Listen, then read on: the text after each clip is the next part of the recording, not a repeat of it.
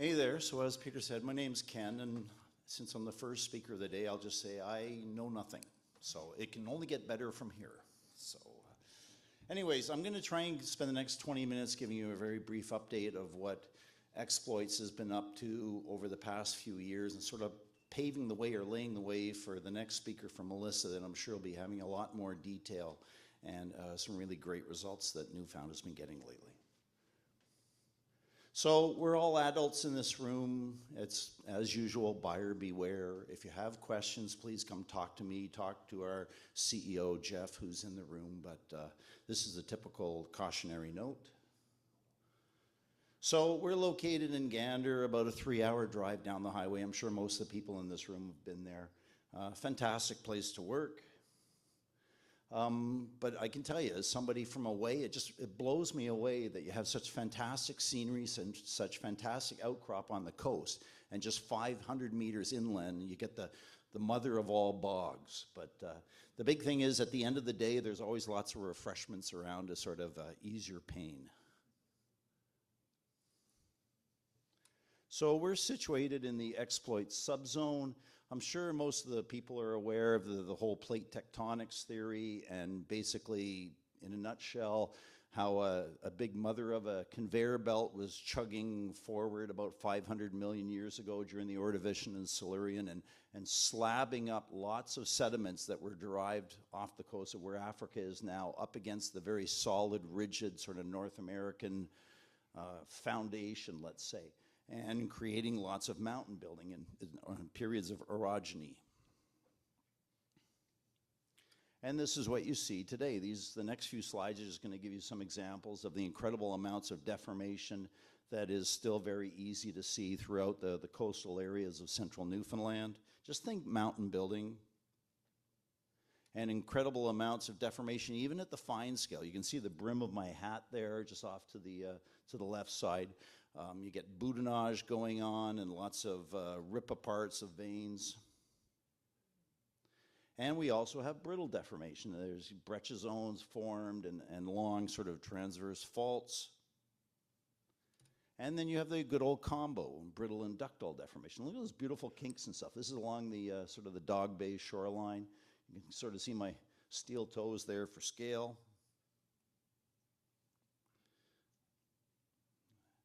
And what I'm going to focus on today, and Melissa will be talking about as well, is the Appleton Fault Zone, which is here, running in red through the center of Exploits and area here.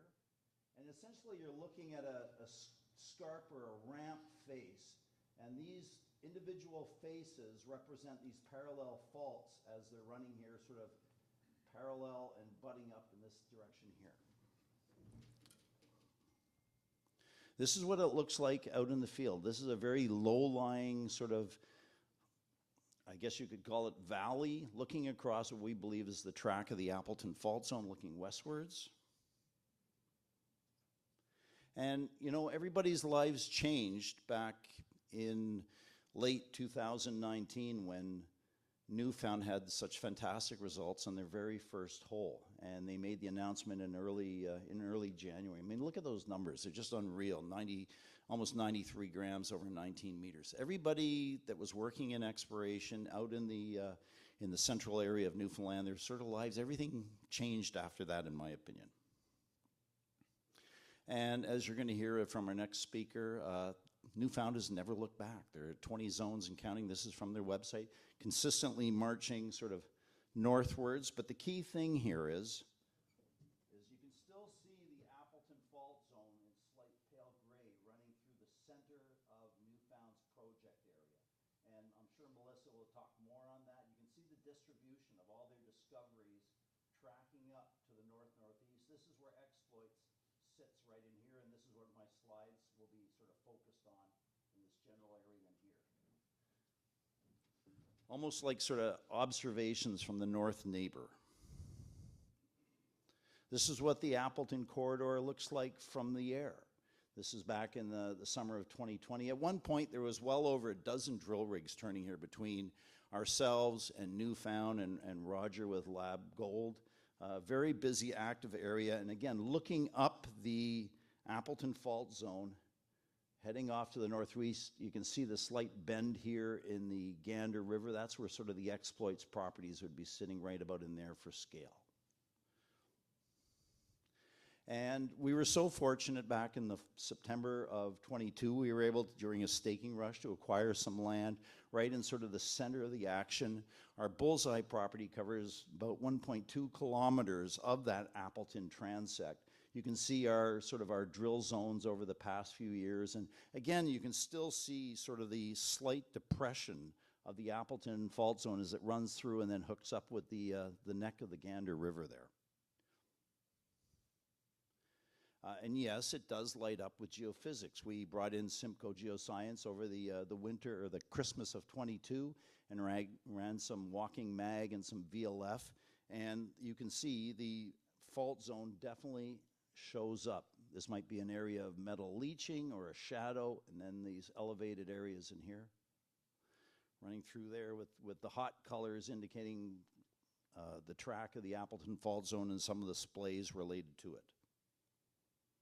And outcrop is limited, but we do know that numerous, let's say, phases or pulses of opening, fluids rushing in, closing, lockdown, and just a repetitive nature of these hot fluids under high amounts of pressure filling the voids.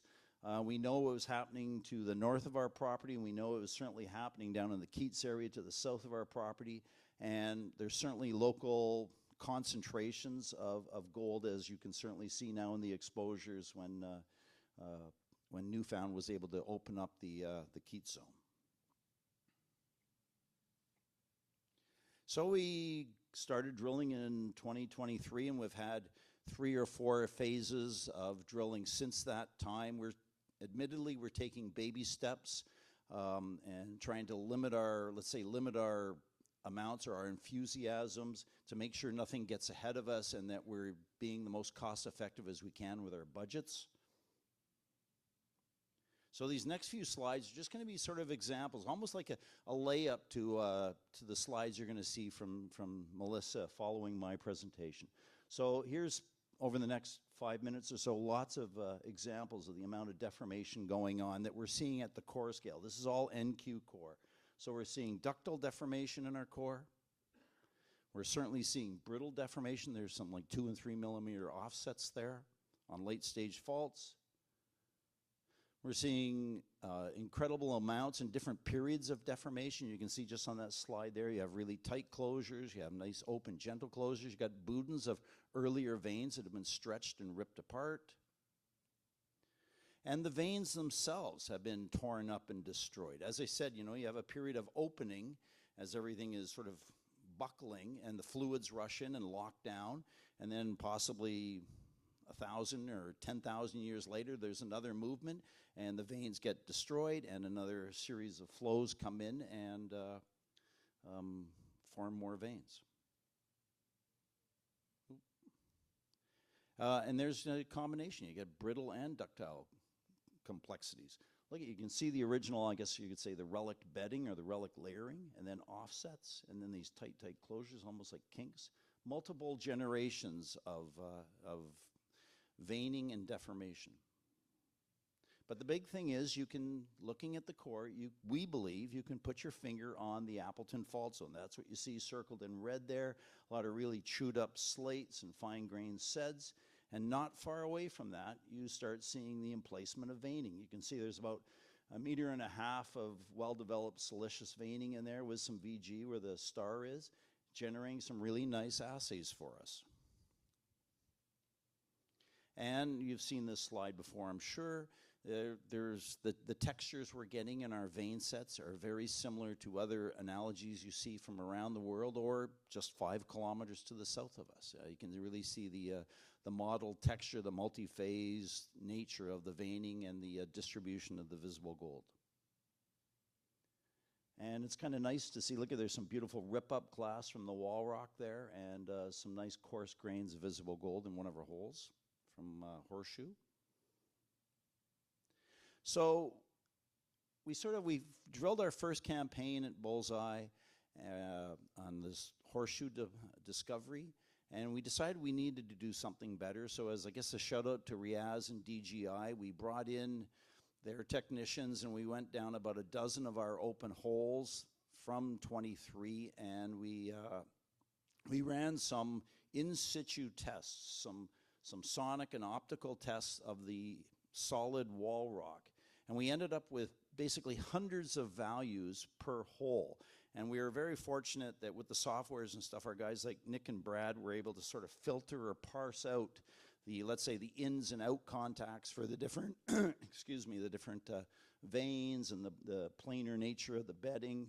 And they were able to sort through it. And I'd be the first to admit, as an old guy, that it would have been so simple just to come in and, you know, do a 50-meter offset on either side of hole 28 and drill this way. But, you know, we probably wouldn't have hit it. We ended up drilling our program, our saddle program, basically perpendicular to the success we'd originally had in hole 28.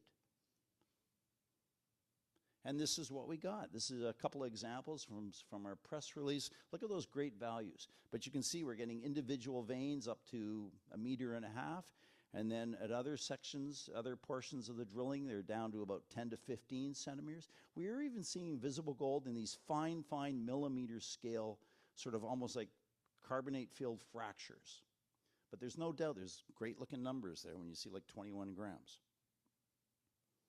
And this is probably one of our nicest intersections we got from saddle. You can see the beautiful visible gold there along those fracture fills and stylites. So this is basically where we are today at the Bullseye property. We've contracted out our next phase of drilling. We're going to be starting hopefully this time next week. We're going to go in and do about 2,000 or 2,500 meters. And for the first time in our life, I guess you'd say, in Exploit's career on the Appleton, we're going to start drilling on the western flank of the Appleton Fault Zone. We don't have a single devoted hole on the west side. And as you recall from the earlier slides, both Melissa and Roger have had success on each side of the Appleton as it tracks through. So this is going to be a big emphasis of our program that's starting next week. You can see some of our great values there. And we're looking forward to building up our information. And this way it helps us make better educated decisions on where we want to come back to in 2025. And that's about it. I want to say thank you to all our local suppliers. There's lots of them in this room. We couldn't do it without your support, and we've got a great team in Gander, and thank you very much.